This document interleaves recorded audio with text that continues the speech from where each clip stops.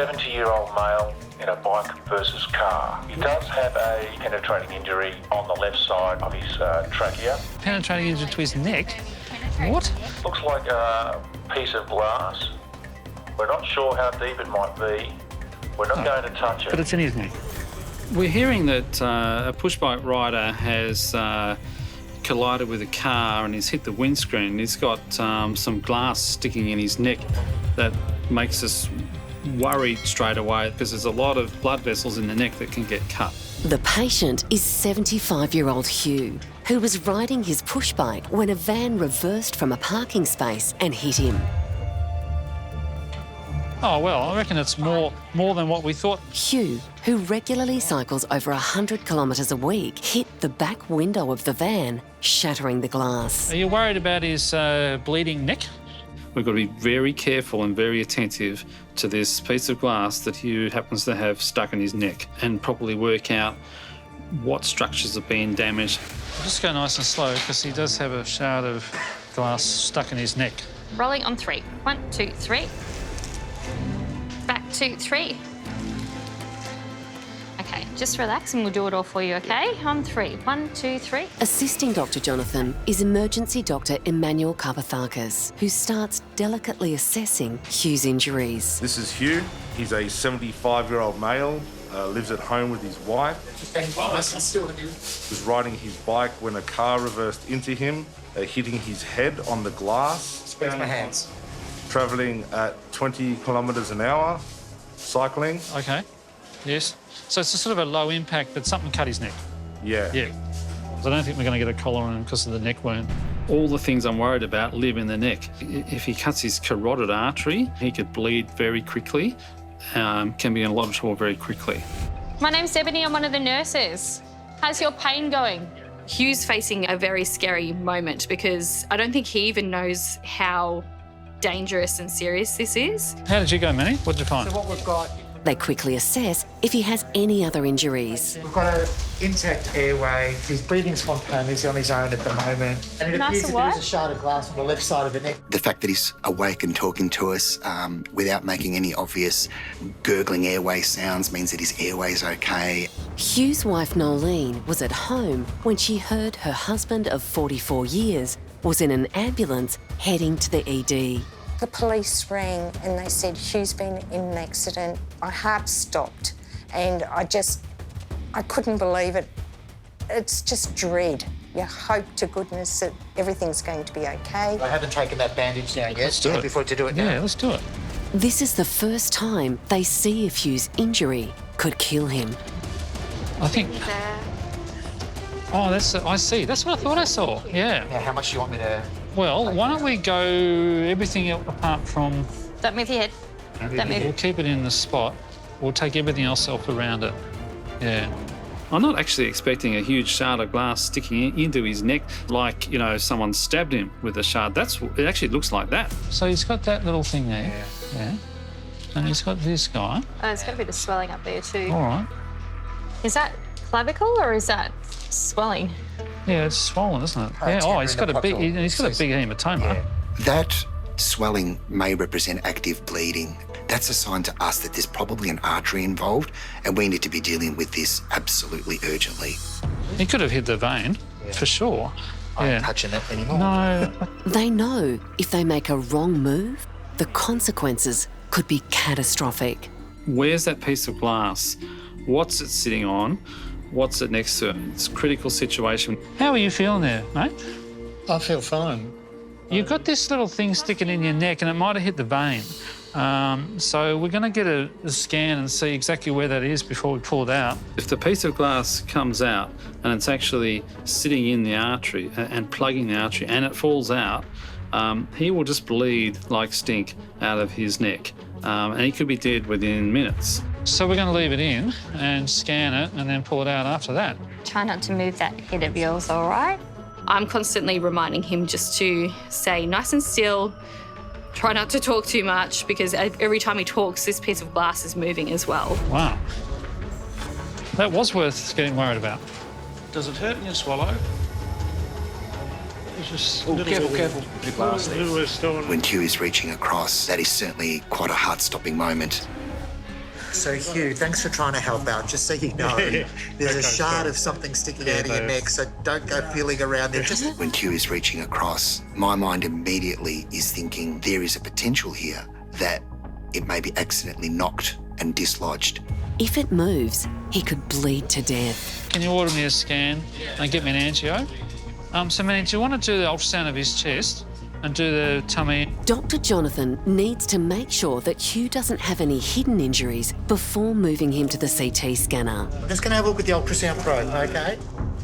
People who've got a stab wound to the neck can sometimes puncture the lung or hurt some of the structures in the chest, so we have to make sure he hasn't done that as well. And I'm trying to rule out any other injuries while we're there.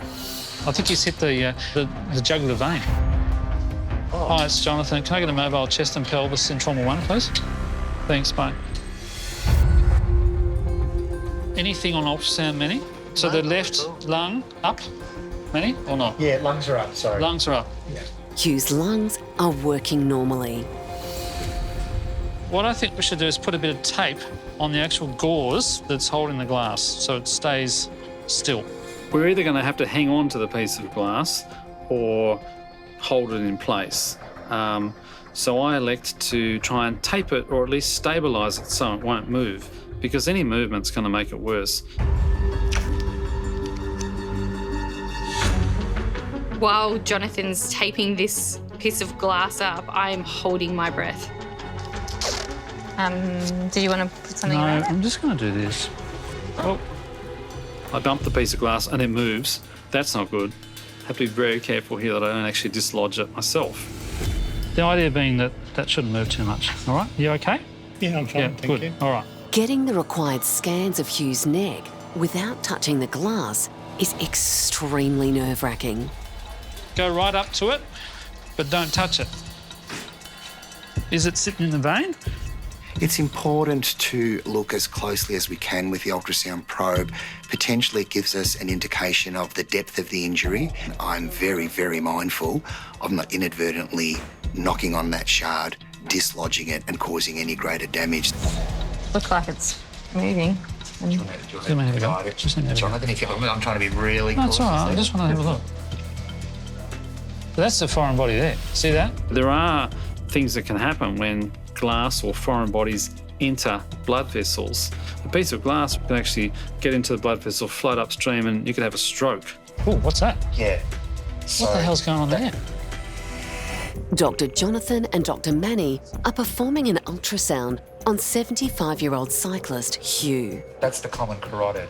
A shard of glass sticking out of his neck after crashing into a van's back window. The common carotid's got some weird stuff there. The actual foreign body's... Okay. Worried, pieces of glass have broken off the main shard and have entered the carotid artery in the neck. You okay there? Yeah. Yeah, you're doing fine. If a projectile or a piece of glass gets into a blood vessel, it could actually be taken along for a ride in the flow of the blood vessel. It's called an embolism. Those reflections we were seeing, I think, are reflections. So, That little dot looks like when you put a central line wire through a vein. But that's what we were seeing in the artery, though. There may be shards of glass within the actual vessels themselves. And that's most alarming because if there are small pieces of foreign body material, they can act like a clot that causes stroke and travel up to the brain. You ready for X-ray? Yeah, Yep. yeah, All right. thanks.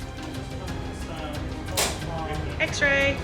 Before moving Hugh to CT, Dr. Jonathan wants to make sure he has no other significant injuries. You're saying that's the aorta? Yeah. Oh, so there's no pneumothorax. The X-ray looks okay. We're going to do a scan, which will show us whether the glass is in the vein or not. If it's not in the vein and everything's all right, we'll be able to pull it out. But we'll still need to do a little operation to have a look and see what damage is done. All right? Are you feeling all right otherwise? Yeah. Yeah. We want that bit of glass out pretty quick. We want to be in the operating theatre when it comes out. We need to get more information for the surgeons first, so we're going to go to the CT scan to work that out. All right. No movement with your neck, okay? Ready?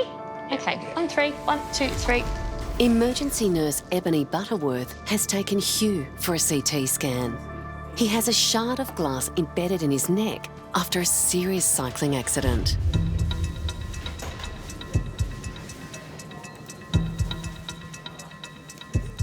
The team are worried the shard is in his carotid artery and that tiny fragments of glass have broken off and could cause Hugh to have a stroke at any moment. He is very precarious right now. He's coming across as okay, but very obvious that things aren't normal.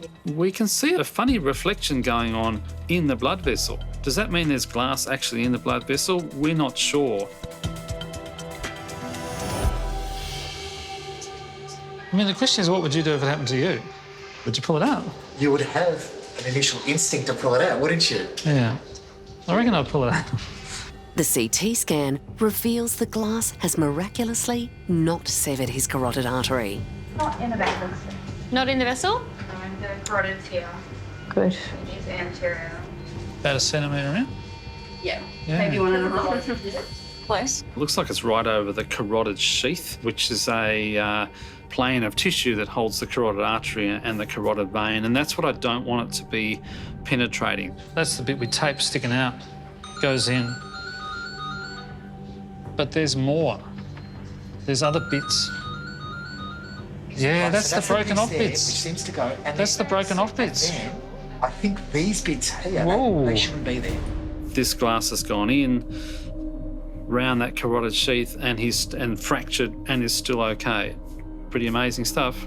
That's the glass. Yeah, so that shouldn't be there. It's actually. It's like around the sheath. It's almost like it's. It's gone around the carotid sheath. Oh my God. There's fragments way deeper beyond that. So we were right to be worried because the glass is right over that carotid sheath. There's a concern that some of those pieces of glass may be sitting around a major vessel in your neck.